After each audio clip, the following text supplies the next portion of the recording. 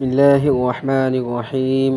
میرے الفاظ: عورت اگر پرندے کی صورت میں تخلیق ہوتی تو ضرور مور ہوتی، اگر چوپائے کی صورت میں تخلیق کی جاتی تو ضرور ہرن ہوتی، اگر کیڑے مکوڑے کی صورت میں تخلیق کی جاتی تو ضرور تتلی ہوتی، لیکن وہ انسان تخلیق ہوئی تاکہ ماں، بہن اور بیوی بنے۔ عورت اتنی بڑی اشرف المخلوقات میں سے ہے، اس حد تک نازک مزاج کہ ایک پھول اسے راضی اور خوش کر دیتا ہے اور ایک لفظ اسے مار دیتا ہے۔